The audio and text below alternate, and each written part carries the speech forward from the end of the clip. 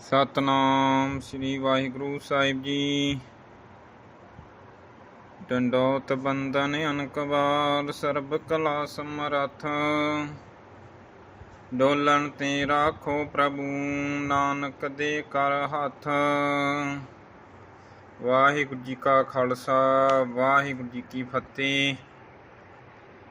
ਅੱਜ ਸੰਗਤ ਜੀ ਆਪਾਂ ਗੱਲ ਕਰਾਂਗੇ ਭਗਵਾਨ ਵਿਸ਼ਨੂੰ ਜੀ ਦੇ ਦੂਜੇ ਅਵਤਾਰ ਦੀ, ਜਿਹਦਾ ਸ਼੍ਰੀ ਦਸਮ ਗੁਰੂ ਗ੍ਰੰਥ ਸਾਹਿਬ ਮਹਾਰਾਜ ਜੀ ਦੇ ਵਿੱਚ ਗੁਰੂ ਕਲਗੀਧਰ ਪਾਤਸ਼ਾਹ ਮਹਾਰਾਜ ਜੀ ਨੇ ਜ਼ਿਕਰ ਕੀਤਾ ਹੈ ਕੱਛ ਅਵਤਾਰ ਦਾ, ਕਿ ਭਗਵਾਨ ਵਿਸ਼ਨੂੰ ਦਾ ਜਿਹੜਾ ਦੂਜਾ ਅਵਤਾਰ ਸੀ ਉਹ ਕੱਛ ਅਵਤਾਰ ਸੀ, ਜਿਸ ਨੂੰ ਕਸ਼ਯਪ ਅਵਤਾਰ ਵੀ ਕਹਿ ਦਿੰਦੇ ਹਨ। ਸਾਧ ਸੰਗਤ ਜੀਓ, ਜੇ ਕੋਈ ਆਪਾਂ ਨੂੰ ਪੁੱਛ ਲਵੇ, ਜੇ ਕੋਈ ਕਵੇ ਵੀ ਗੁਰੂ ਕਲਗੀਧਰ ਪਾਤਸ਼ਾਹ ਮਹਾਰਾਜ ਜੀ ਨੇ ਇਹਨਾਂ ਦਾ ਅਵਤਾਰਾਂ ਦਾ ਸ਼੍ਰੀ ਦਸਮ ਗੁਰੂ ਗ੍ਰੰਥ ਸਾਹਿਬ ਮਹਾਰਾਜ ਜੀ ਦੇ ਵਿੱਚ ਕਿਉਂ ਜ਼ਿਕਰ ਕੀਤਾ ਹੈ। ਸਾਧ ਸੰਗਤ ਜੀਓ, ਜੇ ਆਪਾਂ ਨੂੰ ਕੋਈ ਪੁੱਛ ਲਵੇ ਕਿ ਸ਼੍ਰੀ ਗੁਰੂ ਗ੍ਰੰਥ ਸਾਹਿਬ ਮਹਾਰਾਜ ਜੀ ਦੇ ਵਿੱਚ 52 ਅਵਤਾਰ ਦਾ ਜ਼ਿਕਰ ਆਇਆ ਹੈ, ਪਰਸ਼ੁਰਾਮ ਦਾ ਜ਼ਿਕਰ ਆਇਆ ਹੈ, ਭਗਵਾਨ ਵਿਸ਼ਨੂੰ ਦਾ ਜ਼ਿਕਰ ਆਇਆ ਹੈ, ਤੇ ਜਮਦਗਨ ਰਿਖੀ ਦਾ ਜ਼ਿਕਰ ਆਇਆ ਹੈ। ਤੇ ਜੇ ਆਪਾਂ ਨੂੰ ਕੋਈ ਪੁੱਛ ਲਵੇ ਕਿ ਇਹਨਾਂ ਸਾਰਿਆਂ ਦੇ ਇਤਿਹਾਸ ਬਾਰੇ ਦੱਸੋ, ਵੀ ਇਹਨਾਂ ਦਾ ਸ੍ਰੀ ਗੁਰੂ ਗ੍ਰੰਥ ਸਾਹਿਬ ਮਹਾਰਾਜ ਜੀ ਦੇ ਵਿੱਚ ਜ਼ਿਕਰ ਆਇਆ, 52 ਅਵਤਾਰ ਦਾ ਜ਼ਿਕਰ ਆਇਆ ਹੈ, ਨਰ ਨਾਰਾਇਣ ਦਾ ਜ਼ਿਕਰ ਆਇਆ ਹੈ, ਨਰਸਿੰਘ ਦਾ ਜ਼ਿਕਰ ਆਇਆ, ਪ੍ਰਹਲਾਦ ਦਾ ਜ਼ਿਕਰ ਆਇਆ ਹੈ, ਤੇ ਜਮਦਗਨ ਰਿਖੀ ਦਾ ਜ਼ਿਕਰ ਆਇਆ, ਪਰਸ਼ੁਰਾਮ ਦਾ ਜ਼ਿਕਰ ਆਇਆ ਹੈ।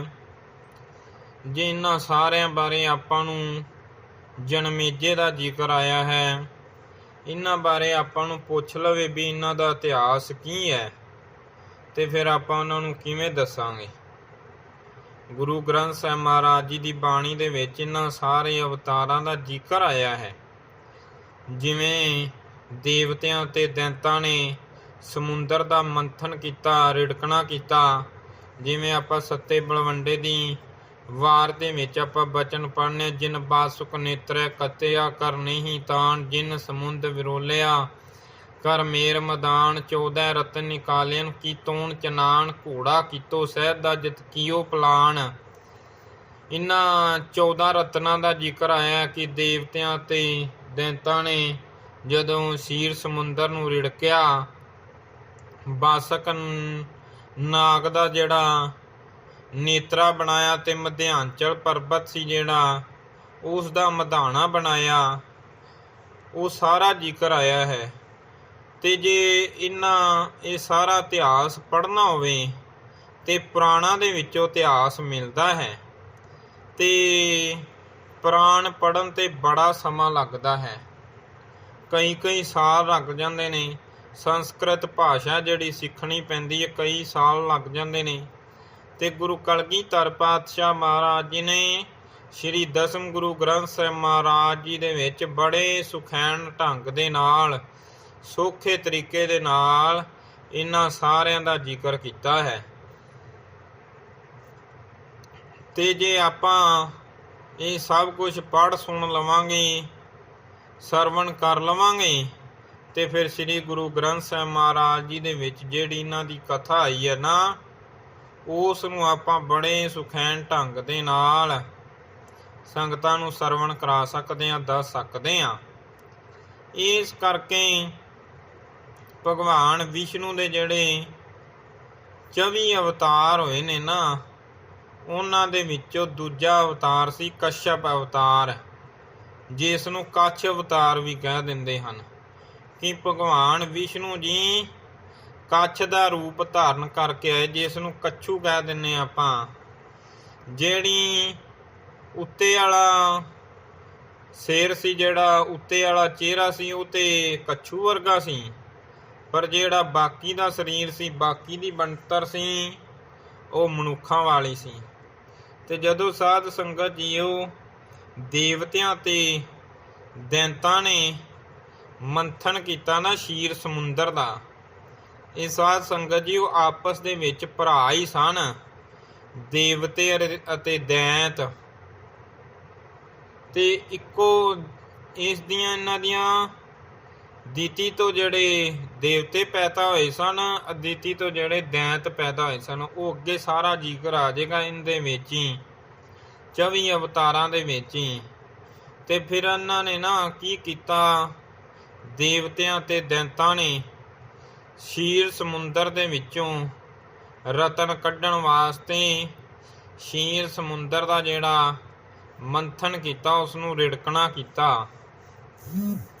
ਤੇ 3 ਨਾਗ ਹੁੰਦੇ ਨੇ ਨਾ, ਸ਼ੇਸ਼ ਨਾਗ, ਤਸ਼ਕ ਨਾਗ ਤੇ ਬਾਸ਼ਕ ਨਾਗ। ਤੇ ਇਹਨਾਂ ਨੇ ਕੀ ਕੀਤਾ, ਜਿਹੜਾ ਬਾਸ਼ਕ ਨਾਗ ਸੀ ਉਸ ਦਾ ਨੇਤਰਾ ਬਣਾਇਆ, ਤੇ ਜਿਹੜਾ ਮਧਿਆਂਚਲ ਪਰਬਤ ਸੀ ਉਸ ਦਾ ਮਧਾਣਾ ਬਣਾਇਆ। ਤੇ ਜਦੋਂ ਮਧਿਆਂਚਲ ਪਰਬਤ ਨੂੰ ਸ਼ੀਰ ਸਮੁੰਦਰ ਦੇ ਵਿੱਚ, ਦੁੱਧ ਦੇ ਸਮੁੰਦਰ ਦੇ ਵਿੱਚ ਰੱਖ ਕੇ ਉਸ ਨੂੰ ਰਿੜਕਣ ਲੱਗੇ ਨਾ, ਜਿਹੜਾ ਬਾਸ਼ਕ ਨਾਗ ਸੀ, ਜਿਵੇਂ ਆਪਾਂ ਮਧਾਣੀ ਦੇ ਨਾਲ ਰੱਸੀ ਬੰਨੀ ਹੁੰਦੀ ਹੈ ਨਾ, ਤੇ ਇਹਨਾਂ ਨੇ ਜਿਹੜਾ ਬਾਸ਼ਕ ਨਾਗ ਬੰਨਿਆ, ਮੂੰਹ ਵਾਲੇ ਪਾਸਿਓਂ ਜਿਹੜੇ ਦੈਂਤ ਸਨ ਉਹਨਾਂ ਨੇ ਫੜ ਲਿਆ, ਤੇ ਜਿਹੜੀ ਪੂਛ ਸੀ ਉਹ ਦੇਵਤਿਆਂ ਨੇ ਫੜ ਲਈ। ਤੇ ਉਸ ਨੂੰ ਜਦੋਂ ਰਿੜਕਣ ਲੱਗੇ ਨਾ, ਤੇ ਜਿਹੜਾ ਮਧਿਆਂਚਲ ਪਰਬਤ ਸੀ, ਤੇ ਜਦੋਂ ਇਹ ਰਿੜਕਣ ਲੱਗੇ ਸਨ, ਸਾਰੇ ਥੱਲੇ ਨੂੰ ਜਾਣ ਲੱਗੇ, ਕਹਿਣ ਲੱਗੇ ਆਪਾਂ ਇਸ ਤਰ੍ਹਾਂ ਦੇ ਡੁੱਬ ਜਾਾਂਗੇ, ਡੁੱਬ ਕੇ ਮਰ ਜਾਾਂਗੇ। ਫਿਰ ਦੇਵਤਿਆਂ ਨੇ ਨਾ ਭਗਵਾਨ ਵਿਸ਼ਨੂੰ ਜੀ ਦੇ ਅੱਗੇ ਬੇਨਤੀ ਕੀਤੀ ਕਿ ਕਿਰਪਾ ਕਰੋ, ਹੁਣ ਤੁਸੀਂ ਕੋਈ ਅਵਤਾਰ ਧਾਰਨ ਕਰਕੇ ਆਓ ਤੇ ਥੱਲੇ ਇਸ ਨੂੰ ਸਹਾਰਾ ਦੇਵੋ। ਫਿਰ ਸਾਧ ਸੰਗਤ ਜੀ ਉਹ ਭਗਵਾਨ ਵਿਸ਼ਨੂੰ ਜੀ ਕੱਛ ਦਾ ਅਵਤਾਰ ਲੈ ਕੇ ਆਏ, ਕੱਛੂ ਦਾ ਅਵਤਾਰ ਧਾਰਨ ਕੀਤਾ। ਜਿਹੜਾ ਥੱਲੇ ਵਾਲਾ ਸਰੀਰ ਸੀ ਉਹ ਮਨੁੱਖਾਂ ਵਾਲਾ ਸੀ, ਤੇ ਉੱਪਰ ਵਾਲਾ ਜਿਹੜਾ ਚਿਹਰਾ ਸੀ, ਮੂੰਹ ਸੀ, ਉਹ ਕੱਛੂ ਵਰਗਾ ਸੀ। ਤੇ ਭਗਵਾਨ ਵਿਸ਼ਨੂੰ ਜੀ ਉਹ ਜਿਹੜਾ ਮਧਿਆਂਚਲ ਪਰਬਤ ਸੀ ਉਸ ਨੂੰ ਥੱਲੇ ਫਿਰ ਸਹਾਰਾ ਦਿੱਤਾ ਭਗਵਾਨ ਵਿਸ਼ਨੂੰ ਨੇ ਕੱਛੂ ਦਾ ਅਵਤਾਰ ਧਾਰਨ ਕਰਕੇ। ਫਿਰ ਦੇਵਤਿਆਂ ਤੇ ਦੈਂਤਾਂ ਨੇ ਜਿਹੜਾ ਫਿਰ ਸ਼ੀਰ ਸਮੁੰਦਰ ਸੀ ਰਿੜਕਿਆ, ਤੇ ਬਾਸ਼ਕ ਨਾਗ ਦਾ ਜਿਹੜਾ ਮਧਾਣਾ ਵਾਹਿਗੁਰੂ ਨੇਤਰਾ ਬਣਾਇਆ ਸੀ, ਮੂੰਹ ਵਾਲਾ ਪਾਸਾ ਸੀ ਜਿਹੜਾ ਦੈਂਤਾਂ ਨੇ ਫੜ ਲਿਆ, ਤੇ ਦੂਜਾ ਸੀ ਜਿਹੜਾ ਪੂਛ ਵਾਲਾ ਪਾਸਾ ਸੀ ਦੇਵਤਿਆਂ ਨੇ ਫੜ ਲਿਆ।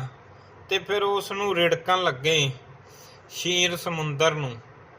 ਫਿਰ ਉਸ ਸਮੁੰਦਰ ਦੇ ਵਿੱਚੋਂ ਗੁਰੂ 10ਵੇਂ ਪਾਤਸ਼ਾਹ ਨੇ ਜ਼ਿਕਰ ਕੀਤਾ, 14 ਰਤਨ ਨਿਕਲੇ, 14 ਉਪ ਰਤਨ ਨਿਕਲੇ ਤੇ 14 ਰਤਨ ਨਿਕਲੇ, 8 ਧਾਤਾਂ ਨਿਕਲੀਆਂ ਤੇ 8 ਉਪ ਧਾਤਾਂ ਨਿਕਲੀਆਂ, ਜਿਨ੍ਹਾਂ ਦਾ ਗੁਰੂ ਕਲਗੀਧਰ ਪਾਤਸ਼ਾਹ ਮਹਾਰਾਜ ਜੀ ਨੇ ਸ਼੍ਰੀ ਦਸਮ ਗੁਰੂ ਗ੍ਰੰਥ ਸਾਹਿਬ ਮਹਾਰਾਜ ਜੀ ਦੇ ਵਿੱਚ ਜ਼ਿਕਰ ਕੀਤਾ ਹੈ, ਜਿਸ ਦਾ ਗੁਰੂ ਅਮਰਦਾਸ ਮਹਾਰਾਜ ਜੀ ਨੇ ਵੀ ਜ਼ਿਕਰ ਕੀਤਾ। ਭਾਈ ਸੱਤੇ ਅਤੇ ਬਲਵੰਡੇ ਨੇ ਜਦੋਂ ਗੁਰੂ ਅਮਰਦਾਸ ਮਹਾਰਾਜ ਜੀ ਦੀ ਵਡਿਆਈ ਕੀਤੀ ਨਾ ਇਹਨਾਂ ਨੇ, ਉਦੋਂ ਜ਼ਿਕਰ ਕੀਤਾ, ਜਿਨ ਬਾਸੁਕ ਨੇਤਰੇ ਘੱਤਿਆ ਕਰ ਨਹੀਂ ਤਾਣ, ਜਿਨ ਸਮੁੰਦ ਵਿਰੋਲਿਆ ਕਰ ਮੇਰ ਮੈਦਾਨ, 14 ਰਤਨ ਨਿਕਾਲਿਓ ਕੀ ਤੋਣ ਚਨਾਨ, ਘੋੜਾ ਕੀਤੋ ਸਹਿਜ ਦਾ ਜਤ ਕੀਓ ਪਲਾਣ, ਧਨੁਖ ਚੜਾਇਓ ਸੱਤ ਦਾ ਜਸੰਦਾ ਬਾਣ, ਕਲਵੀ ਤੂੰ ਅੰਦਾਰ ਸਾ ਚੜਿਆ ਰਹਿ ਭਾਣ, ਸੱਤੋ ਖੇਤ ਜਮਾਇਓਨ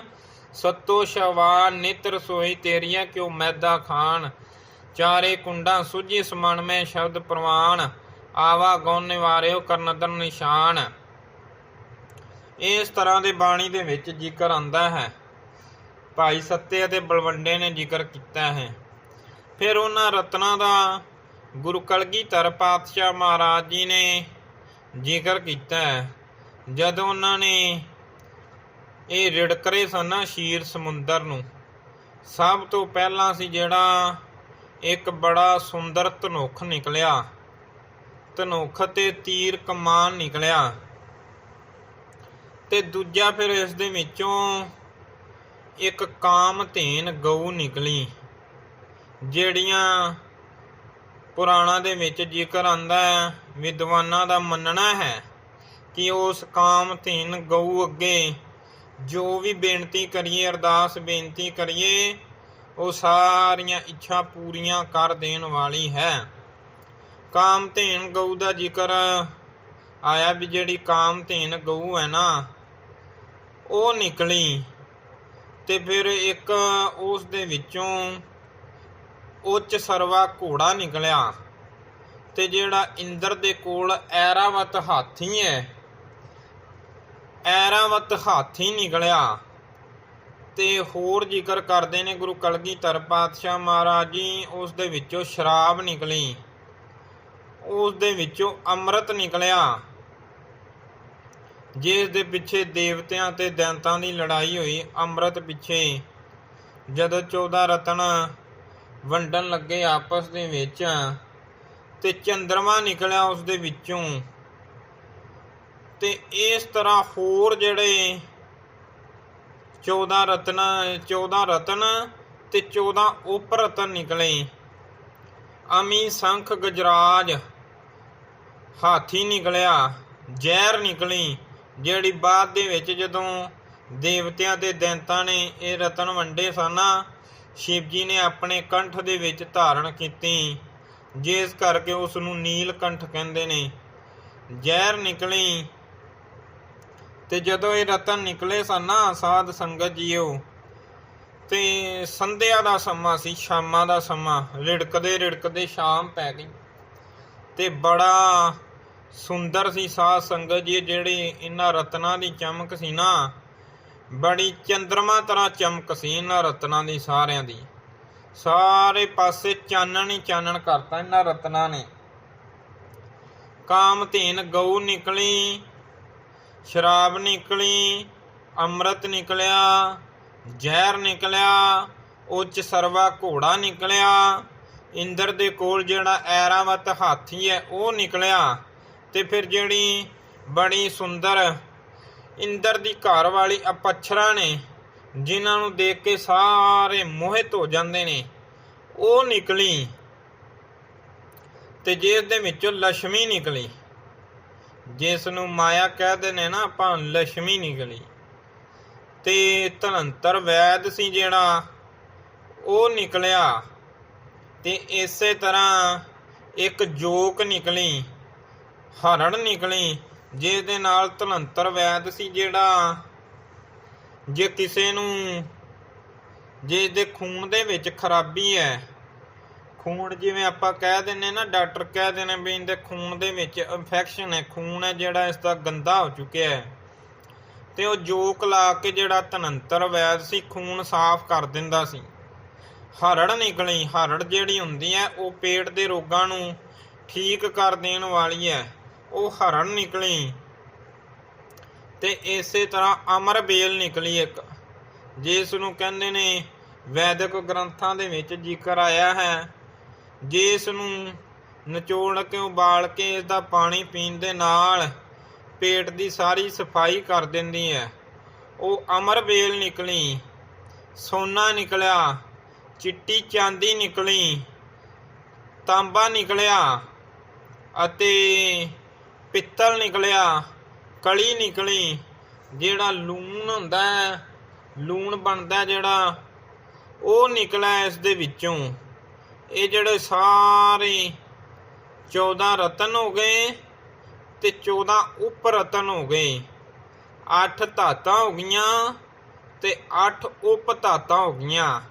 ਸਾਧ ਸੰਗਤ ਜੀ, ਦਾਸ ਨੇ ਤੇ ਆਪ ਨੂੰ ਜਿੰਨੀਆਂ ਕੋਈ ਯਾਦ ਸਨ, ਜਿੰਨੇ ਕੁ ਰਤਨਾਂ ਦੇ ਨਾਮ ਯਾਦ ਸਨ, ਉਹ ਸਾਰੇ ਗਨਾਏ ਨੇ, ਆਪ ਜੀ ਨੂੰ ਸਰਵਣ ਕਰਾਏ ਨੇ। ਪਰ ਗੁਰੂ ਕਲਗੀਧਰ ਪਾਤਸ਼ਾਹ ਮਹਾਰਾਜ ਜੀ ਨੇ ਸ਼੍ਰੀ ਦਸਮ ਗੁਰੂ ਗ੍ਰੰਥ ਸਾਹਿਬ ਮਹਾਰਾਜ ਜੀ ਦੇ ਵਿੱਚ ਇਹਨਾਂ ਸਾਰੇ ਰਤਨਾਂ ਦਾ, ਉਪ ਰਤਨਾਂ ਦਾ, ਧਾਤਾਂ ਦਾ, ਉਪ ਧਾਤਾਂ ਦਾ ਗੁਰੂ ਕਲਗੀਧਰ ਪਾਤਸ਼ਾਹ ਮਹਾਰਾਜ ਜੀ ਨੇ ਆਪਣੀ ਦਸਮ ਗੁਰੂ ਗ੍ਰੰਥ ਸਾਹਿਬ ਮਹਾਰਾਜ ਜੀ ਦੀ ਬਾਣੀ ਦੇ ਵਿੱਚ ਸਾਰਿਆਂ ਦਾ ਜ਼ਿਕਰ ਕੀਤਾ ਹੈ। ਸਤਿਗੁਰ ਜੀ ਨੇ ਇਹ ਤਾਂ ਜ਼ਿਕਰ ਕੀਤਾ ਹੈ, ਦਾਸ ਨੇ ਜਿਵੇਂ ਪਹਿਲਾਂ ਬੇਨਤੀ ਕੀਤੀ ਹੈ ਕਿ ਸ੍ਰੀ ਗੁਰੂ ਗ੍ਰੰਥ ਸਾਹਿਬ ਮਹਾਰਾਜ ਜੀ ਦੇ ਵਿੱਚ ਇਹਨਾਂ ਸਾਰਿਆਂ ਦੇ ਨਾਮ ਆਏ ਨੇ ਤੇ ਇਹਨਾਂ ਨੇ ਜੋ ਜੋ ਕੰਮ ਕੀਤੇ ਆਪਣੇ ਜੀਵਨ ਦੇ ਵਿੱਚ ਉਹਨਾਂ ਬਾਰੇ ਪਤਾ ਹੋਣਾ ਚਾਹੀਦਾ ਆਪਾਂ ਨੂੰ। ਜੇ ਦਸਮ ਗੁਰੂ ਗ੍ਰੰਥ ਸਾਹਿਬ ਮਹਾਰਾਜ ਜੀ ਦੀ ਬਾਣੀ ਪੜ੍ਹੀ ਹੋਵੇਗੀ, ਆਪਾਂ 24 ਅਵਤਾਰਾਂ ਦੀ ਕਥਾ ਪੜ੍ਹੀ ਹੋਵੇਗੀ, ਤੇ ਫਿਰ ਸਾਧ ਸੰਗਤ ਜੀਓ ਜਿਵੇਂ ਇਹ ਜ਼ਿਕਰ ਆਉਂਦਾ ਹੈ ਬਾਣੀ ਦੇ ਵਿੱਚ, ਪਰਸਰਾਮ ਰੋਵੇ ਘਰ ਆਇਆ, ਕਾਮਧੇਨ ਗਊ ਦਾ ਜ਼ਿਕਰ ਆਇਆ, ਉਹ ਸਾਰਾ ਗੁਰੂ ਕਲ 52 ਅਵਤਾਰ ਦਾ ਜ਼ਿਕਰ ਆਇਆ, ਨਰਸਿੰਘ ਅਵਤਾਰ ਦਾ ਜ਼ਿਕਰ ਹੈ, ਪ੍ਰਹਲਾਦ ਦਾ ਜ਼ਿਕਰ ਆਇਆ ਹੈ। ਉਹ ਫਿਰ ਸਾਧ ਸੰਗਤ ਜੀ ਜੇ ਆਪਾਂ ਇਹ ਕਥਾ ਪੜ੍ਹੀ ਹੋਵੇਗੀ, ਸੁਣੀ ਹੋਵੇਗੀ, ਤੇ ਫਿਰ ਆਪਾਂ ਸਾਰਿਆਂ ਨੂੰ ਦੱਸ ਦਿਆਂਗੇ ਵੀ ਇਸ ਤਰ੍ਹਾਂ ਦੇਵਤਿਆਂ ਤੇ ਦੈਂਤਾਂ ਨੇ ਜਿਹੜਾ ਸ਼ੀਰ ਸਮੁੰਦਰ ਦਾ ਜਦੋਂ ਮੰਥਨ ਕੀਤਾ ਸੀ, ਮਧਿਆਂਚਲ ਪਰਬਤ ਸੀ ਜਿਹੜਾ ਉਸਦਾ ਮਧਾਣਾ ਬਣਾਇਆ ਸੀ, ਤੇ ਬਾਸਕ ਨਾਗ ਦਾ ਜਿਹੜਾ ਨੇਤਰਾ ਬਣਾਇਆ ਸੀ, ਤੇ 14 ਰਤਨ ਕੱਢੇ ਸਨ ਫਿਰ ਇਹਨਾਂ ਨੇ। ਸੋ ਦਾਸ ਨੇ ਆਪਣੀ ਤੁੱਛ ਬੁੱਧੀ ਅਨੁਸਾਰ ਜਿਵੇਂ ਸਰਵਣ ਕੀਤਾ ਆਪ ਜੀ ਨੂੰ ਸੁਣਾਇਆ ਹੈ ਕਿ ਭਗਵਾਨ ਜੀ ਨੇ ਕੱਛੂ ਦਾ ਅਵਤਾਰ ਧਾਰਨ ਕਿਉਂ ਕੀਤਾ। ਸੋ ਇੰਨੀਆਂ ਬੇਨਤੀਆਂ ਪ੍ਰਵਾਨ ਕਰਨੀਆਂ ਹੋਈਆਂ, ਭੁੱਲਾਂ ਦੀ ਖਿਮਾ ਬਖਸ਼ਣੀ। ਵਾਹਿਗੁਰੂ ਜੀ ਕਾ ਖਾਲਸਾ, ਵਾਹਿਗੁਰੂ ਜੀ ਕੀ ਫਤਿਹ।